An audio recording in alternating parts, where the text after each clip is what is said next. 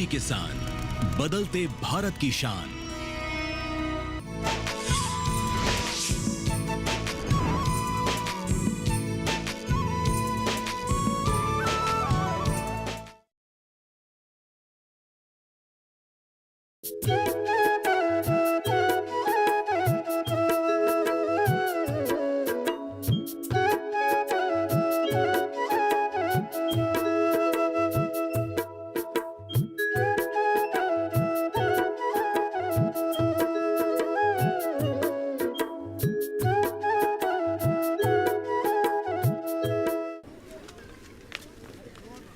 खोनपाईदा, हाँ? बैठते हैं। चलो आइए,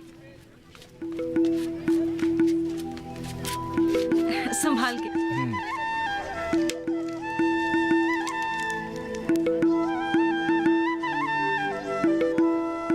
केट की बेटी, किसने सोचा था कि झाड़ियों से भरा हुआ ये जलाशय हमारे गांव के युवकों के लिए जीविका के साधन बन सकते हैं। तुमने गांव के दिशाहीन युवकों को नई राह दिखाई है। अब तक वे ताश कैरम खेलते हुए, नशे में धूत रहते हुए समय गुजार रहे थे। बेरोजगारी ने उनको हताश कर दिया था। तुम्हारे कोशिश से मछली पालन के लिए सरकार से सहायता भी मिल गई है। अभी भी बहुत काम बाकी है खोनपाईदा। मैं चाहती हूँ कि गांव में बतख, सुअर, मुर्गी सभी पालन हो। इनके जरिए युवकों को मुनाफा कमाने में अच्छा रहेगा और इसके लिए भी सरकारी योजना से सहयोग मिल जाएगा। जो बंजर जमीन बेकार पड़ी हुई है, हम लोग उस जमीन पर सब्जी की खेती शुरू कर सकते हैं। सब्जी को शहर के बाजार में बेचकर उपार्जन किया जा सकता है। गाय, बकरी और भैंस का पालन शुरू कर हम दूध का उत्पादन भी कर सकते हैं और इस तरह से समुच्चय गांव को स्वावलंबी बनाया जा सकता है। तुम जो कहोगी हम वही करेंगे केट की बेटी।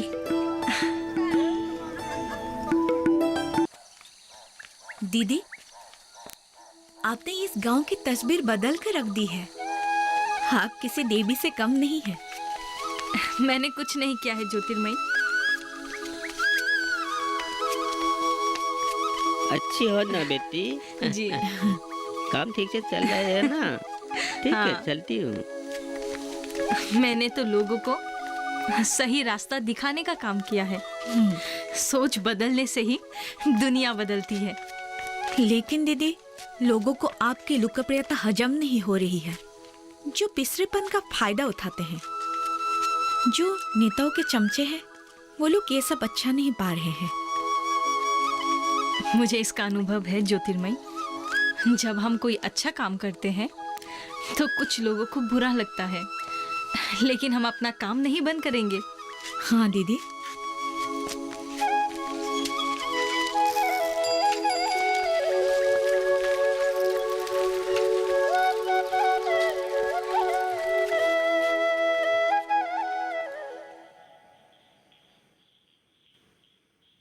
जब मैं गांव के लोगों की भलाई का काम करती हूँ तो अपने गम को भूल जाती हूँ।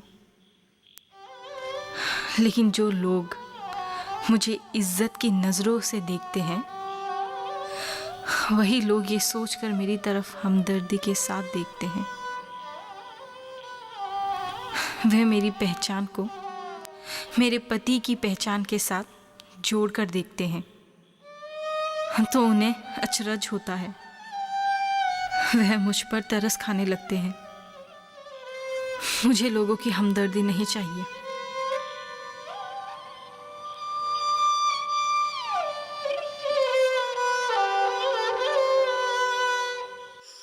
पराए गांव से आई एक औरत की बातों पर इतना भरोसा नहीं करना चाहिए। पता नहीं इस गांव के लोगों को क्या हो गया है। सभी आंख बंद कर उसकी हर बात मान रहे हैं। पहचानना चाहिए कि असल में वो औरत कौन है। अंशुमन नामक पागल की बीवी। मर्द पागल है तो बीवी ऐश करने के लिए घर से बाहर निकल जाती है। वो जो परिवार है उसे पैसे के सिवा किसी चीज से लेना देना नहीं है। गांव के किसी परिवार के साथ उस परिवार का मेलजोल नहीं है। उसी परिवार की बहू की बातों पर लोग क्यों भरोसा कर रहे हैं? वो जरूर अपने मतलब के लिए समाज का काम कर रही है। उसने राजनीति शुरू कर दी है। हाँ हाँ ठीक है, मैं चलता हूँ। हाँ हाँ सुनो, हमें लेकिन कुछ करना पड़ेगा। हाँ जरूर, चलो आओ।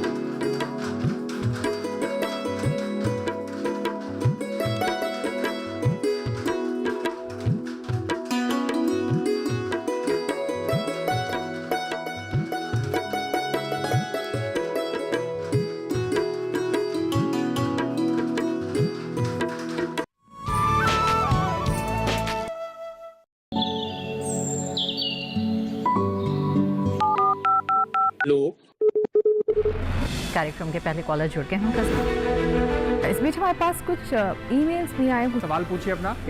में जो मकान पैदा करेगी इनमें कौन सी सावधानी बरतनी है? गर्म इलाकों के लिए आप HRM 99 इनसे आप कुछ फल ले सकते हैं। जैस्मीन के पेड़ पे जैस्मिन, फल निहाय। उसको पूरी खुली धूप चाहिए। फसल में कीट लगा हो या कोई बीमारी, पशुपालन में हो कोई दिक्कत या चाहिए कोई जानकारी, फोन उठाइए, नंबर मिलाइए और कहें हेलो किसान। सोमवार, बुधवार और शुक्रवार शाम 6 से 7 बजे सिर्फ डीडी किसान पर।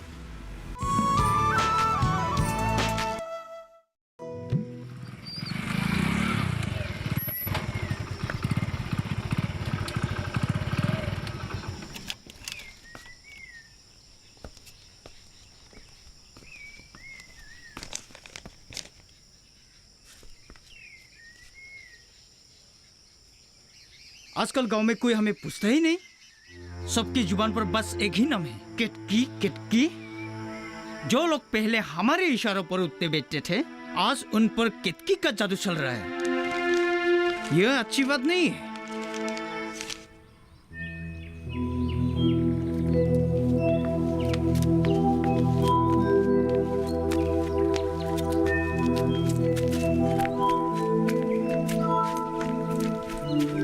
नमस्ते। नमस्ते। नमस्ते। आइए आइए, हाँ बैठिए ठीक है। बैठिए।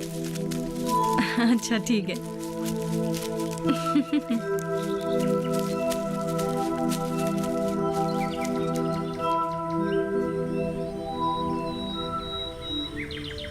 गांव के लोग तुम्हारी तारीफ कर रहे हैं केतकी बेटी। तुमने लोगों के दिल में बदलाव की नई उम्मीद पैदा की है। गांव की महिलाएं खास तौर पर तुम्हारे शालीन व्यवहार से काफी प्रभावित हुई है। वो लोग कहते हैं इतनी पढ़ी लिखी होने पर भी बहू के अंदर थोड़ी सी भी अहंकार नहीं है। धनी घर की बहू होने पर भी धन का कोई घमंड नहीं है। नई बहू दूसरों की तकलीफ समझती है और हर एक के लिए रोजगार इंतजाम करके गांव को खुशहाल बनाना चाहती है। कौन पायदा, मनुष्य का व्यवहार ही उसका असली परिचय होता है। बहुत सारे पढ़े लिखे लोग भी शालीन व्यवहार ही नहीं जानते, और सही मायने में ऐसे लोग इंसान कहने के लायक ही नहीं बन पाते। हर आदमी का व्यवहार नर्म, शालीन और मानवीय होना चाहिए। जब हम एक समाज बनाकर रहते हैं तो हमारे बीच एक दूसरे के लिए हमदर्दी होनी चाहिए, और हमें एक दूसरे के सुख दुख में भागीदार भी होना चाहिए। सामूहिक शक्ति से ही समाज को बदला जा सकता है, और आपसी सद्भाव के जरिए ही हम सामूहिक शक्ति को पैदा कर सकते हैं। तुम बिल्कुल ठीक कह रही हो बेटी। मैंने गांव के बच्चों को स्कूल जाने के लिए सबको समझाना शुरू कर दिया है। प्राथमिक स्कूल की शिक्षिका को साथ लेकर मैं घर घर घूमती रही और सबसे अनुरोध किया कि वो अपने बच्चों को नियमित रूप से स्कूल जरूर भेजें। अब तक गांव के लोग इस बात पर गौर करना जरूरी ही नहीं समझते थे कि उनके बच्चे स्कूल जा रहे हैं या घर से निकलकर बागीचे में खेल रहे हैं। मेरी बात सुनकर सभी इस बात पर ध्यान देने लगे हैं। मैंने उनको समझाया कि अब समय बदल गया है। शिक्षा के बिना इस नए जमाने में किसी का कुछ भी गुजारा नहीं हो सकता। मैंने बच्चों के माँ बाप को समझाया कि शिक्षा की शुरुआत घर से ही होनी चाहिए। उन्हें अपने बच्चे की पढ़ाई लिखाई पर विशेष ध्यान देना चाहिए।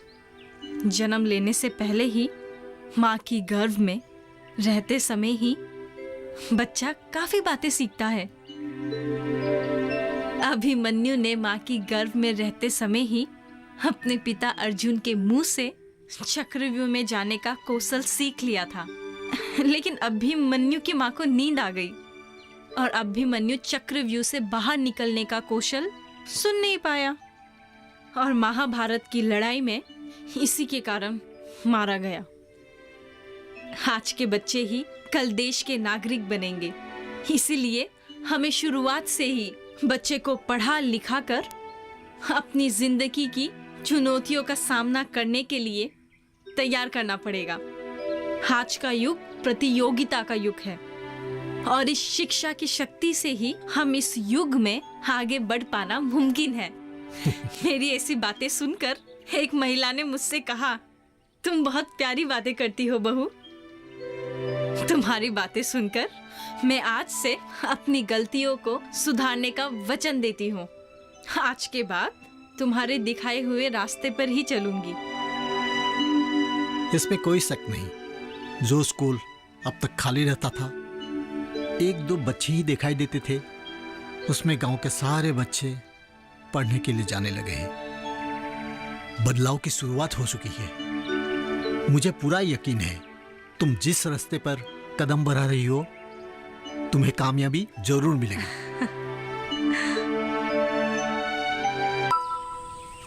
अरे देख देख कौन आ रही है। महारानी आ रही है। हर वक्त घूमती रहती है। मैं चलती हूँ।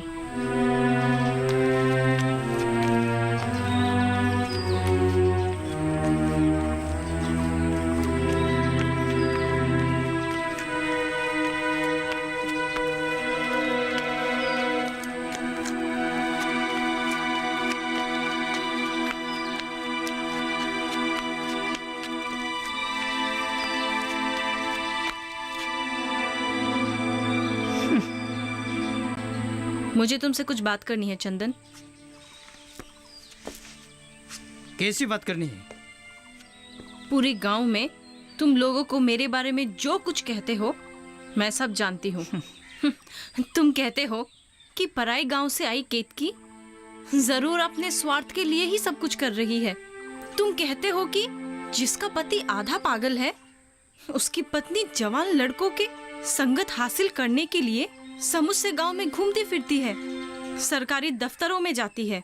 तुम कहते हो कि गांव के जिस परिवार को केवल अपने स्वार्थ के बारे में ही पता है, उस घर की बहू कैसे परोपकारी हो सकती है। तो मैंने गलत क्या कहा? सभी जानते हैं तुम्हारे परिवार को। सभी जानते हैं तुम्हारे पति को।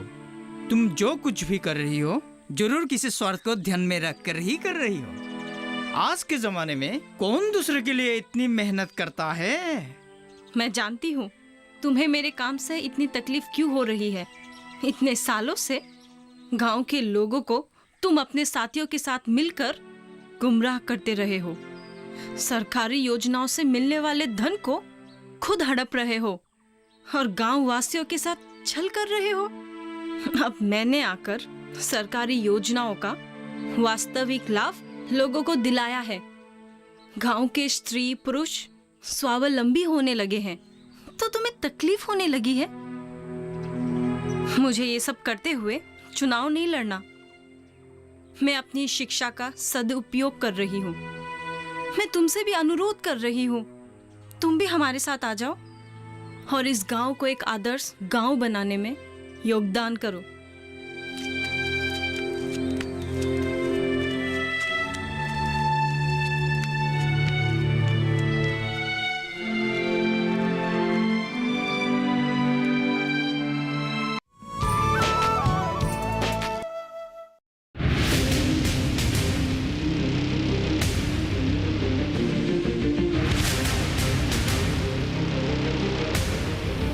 जब तपती है धरती, सूरज उगलता है आग, ठंड में जब सर्दी जमा देती सबके हाल, सब छुप जाते अपने अपने घरों में, तब बाहर निकलता सिर्फ एक इंसान, भरने के लिए हम सबका पेट, खून को पसीने की तरह देता बहा, थक जाता, झुलस जाता, हो जाता बीमार, तब उसकी सेहत का ध्यान रखता सिर्फ डीडी किसान।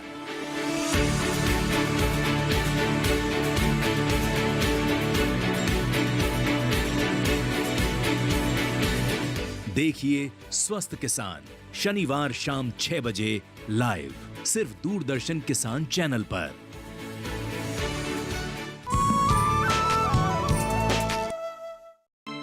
रेशम उद्योग की स्थापना करते हुए हमें बड़ी कामयाबी हासिल हुई है।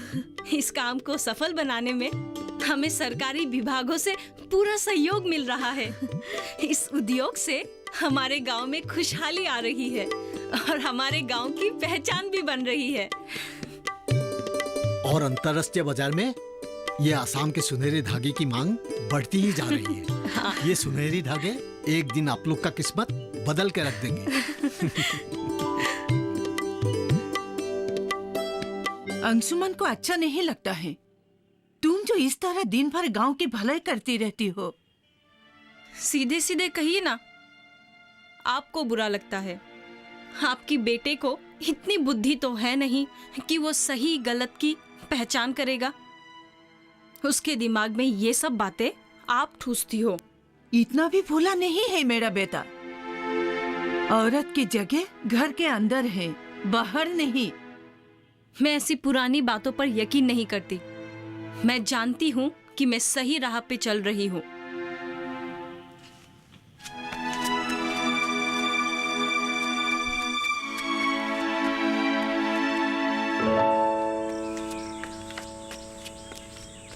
हाँ, रखो।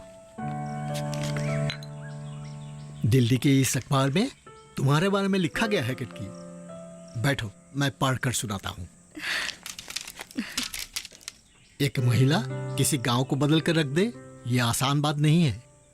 हम जिस महिला की बात कर रहे हैं वो कोई मशहूर समाज सेविका नहीं है। हो सकता है इस महिला ने किसी बड़े इलाके में बदलाव नहीं लाया है, मगर अपने गांव का कायाकल्प जरूर कर दिया है। जिस तरह किटकी नामक महिला ने बनकुही गांव का कायाकल्प किया है, उसी तरह एक एक गांव को बदलकर हम देश को पूरी तरह आत्मनिर्भरशील बना सकते हैं।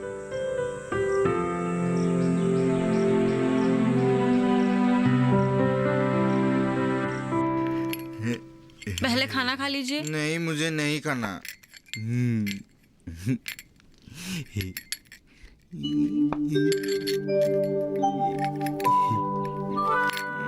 नहीं नहीं, मुझे नहीं खाना। दिखाइए, इधर दिखाइए। नहीं खाना। चॉकलेट नहीं दूंगी मैं। चॉकलेट? हाँ। आ ओहो आ आ आ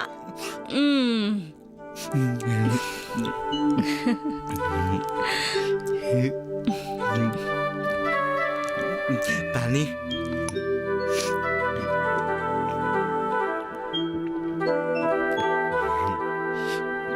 और खाना है मुझे।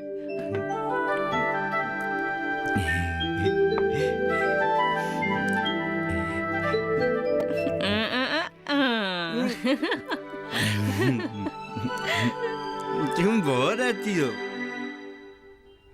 आजकल कुछ महिलाओं को आपसे जलन होने लगी है।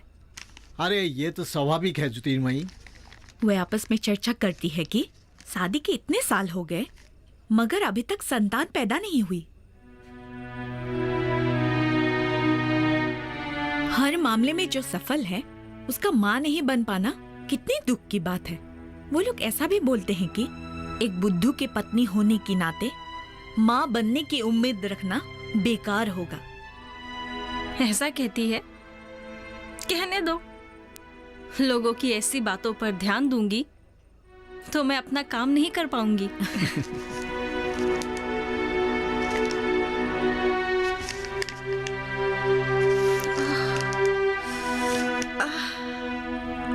दीदी। अरे इसे क्या हुआ? दीदी। ज्योतिर्मयी। हाँ मुझे चक्कर आ रहे हैं ज्योतिर्मयी। हाँ? केटकी बेटी। अरे दीदी। दीदी। बेटी क्या हुआ? दीदी। हाँ क्या हुआ? शायद डॉक्टर को बुलाना पड़ेगा। हाँ, तुम इसे संभालो। हाँ? मैं एम्बुलेंस बुलाता हूँ। ठीक है। दी।